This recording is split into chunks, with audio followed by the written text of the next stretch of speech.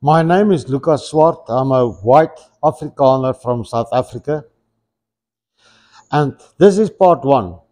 We are going to talk about the influence of British colonialism on Africa. The Dutch never colonized Southern Africa. What happened was that the Dutch East Indian Company, the Dutch East Indian Company wanted to create a halfway stop between Europe and India. In order to create a halfway stop, they wanted to create an agricultural hub in the Cape. So in 1652, the Dutch came here, the company, with contractors and entrepreneurs on the contract with the company, without the wives. In South Africa, they found the indigenous Khoi people, and they started working together.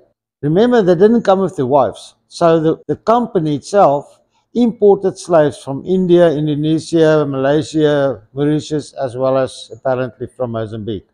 But no slaves were imported from or caught or created from the indigenous South African people. Taking this situation where the contractors and entrepreneurs didn't have their wives here or didn't have wives, some of them, and they got this beautiful from women and ladies from the east as slaves, the situation suddenly changed in South Africa. And eventually, 154 years later, two nations actually emerged out of this concoction, if I can call it that way. We had the white Afrikaners and we had the colours. The colours are the offspring of that happy time. And the colours are from white to brown, and some of them are even black. That's why we call them colours. Their native tongue is Afrikaans, so they are Afrikaners.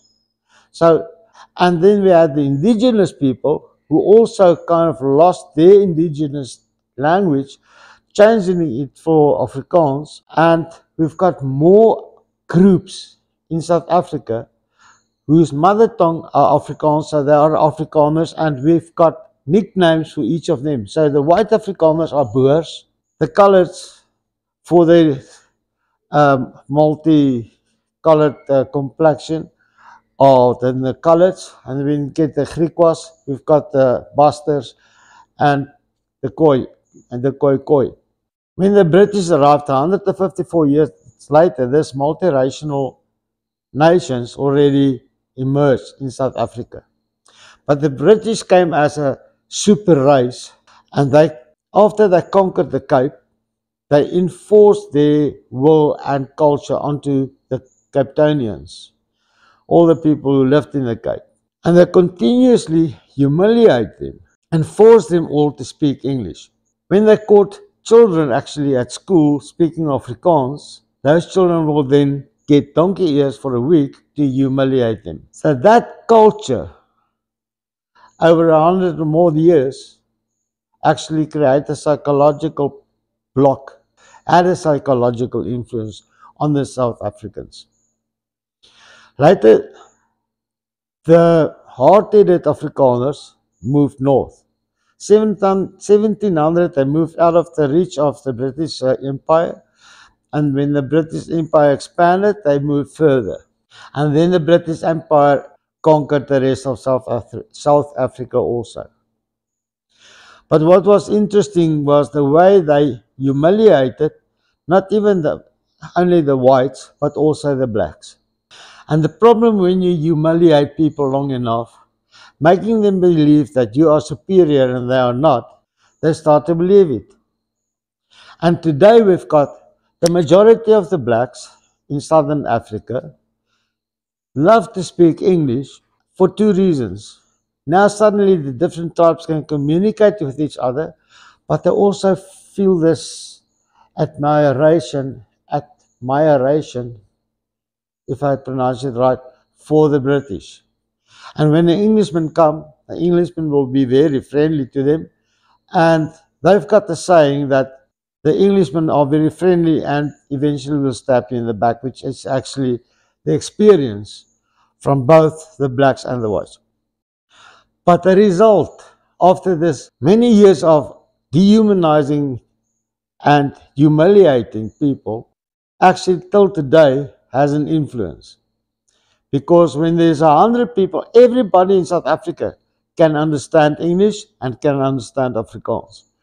But if there are 100 Afrikaans people in a meeting and you get one Englishman, an English South African in the meeting, they will suddenly turn the whole language of the meeting into English, which is actually proof of the psychological influence of the oppression over such a long period. But what I'm going to show you, I'm going to tell you one thing. Credo Mutwa. Credo Mutwa was a researcher, historian, black prophet, and he's also an author of many books. Many of his books were aimed at the black population, reminding them of the culture in the hopes that they could maintain their culture. But he also, as a historian in his book, Let Not My Country Die, you'll find he said that in 1925, in order to break the Zulu spirit, the British decided that the Zulus are full of ticks and lies and they need to be dipped through dipping balls. So they forcefully stripped them all of their clothes, the whole crowd, mother, father, child, everybody naked, and forced them through dipping balls. That was a huge humiliation for the Zulus. They also did it in some cases in other places, but a very interesting thing also happened, and it was the Italians who did a documentary on the revolution in Kenya, Tanzania, and the Congo. That documentary in a video form is Africa Adieu. And in Africa Adieu, they also made a video clip in Kenya how the British used the blacks and actually humiliating the blacks as an inferior race. What happened in Kenya also happened in South Africa. So that's why I show you the clip. And I'm showing you this so that you can understand we are now step by step moving towards the point where we can explain genocide in South Africa or the planned genocide. At this stage, asymmetrical war, but the imminent threat of a genocide. And by step, you will understand what is happening in South Africa. Here, settlers transform the rough African bush into a little piece of England.